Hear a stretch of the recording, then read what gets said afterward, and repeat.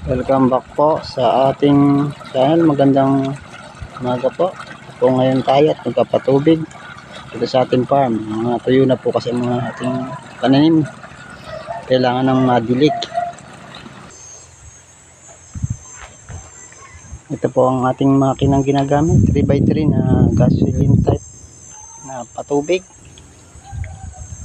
Yan po ang kanyang panghitit. Yung kulay orange na yan.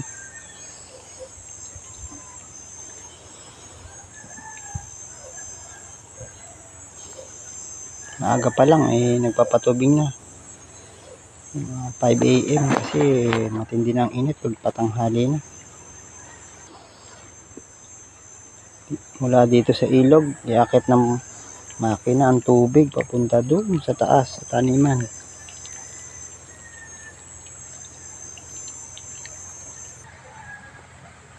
Ito po yung bagong sabog na spinach.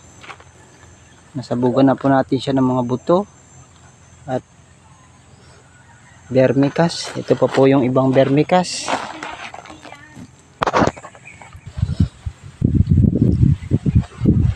Ito po yung vermicast na galing rin sa dumi ng rabbit at dumi ng kambing na ating pinabulok doon sa ating pabulukan. Yan ang ating sinasabog dito sa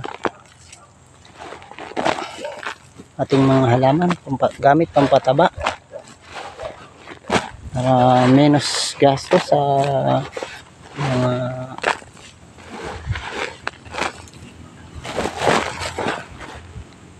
hindi na tayo kailangan bumili pa ng chemical fertilizer. Ito natural lang, walang side effects sa halaman. Masamang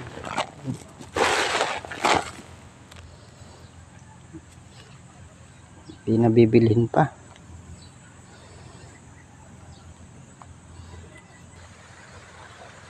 Ito po ang mga halaman nating spinach.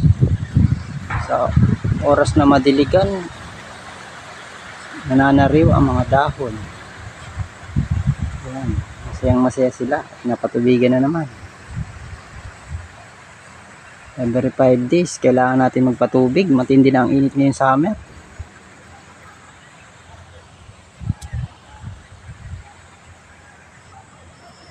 Ayan po, pasadahan po natin ang ating farm. Ayan, mga mais na malapit ng anihin. Ang mga spinach na pilipitasan natin. Itong malinis na to, ito may mga sabog na. Yan sa bandang taas. Ayan. Siglang masigla sila pag napapatubigan.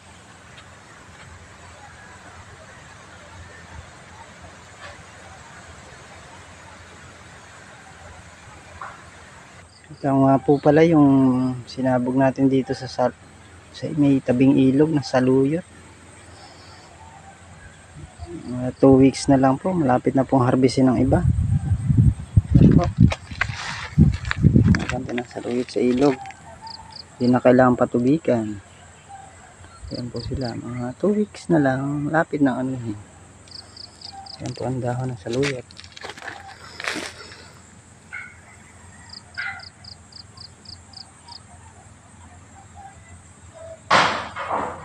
May pan-deliver na naman sa Antipolo.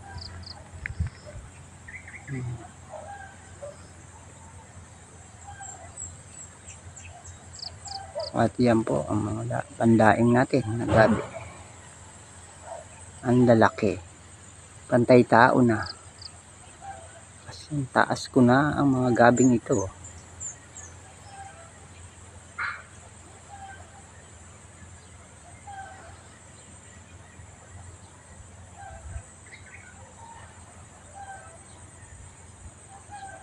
Hanggang dito na lang po ang pahapiyaw sa aking pagpapatubig ng halaman. Maraming salamat sa panonood po.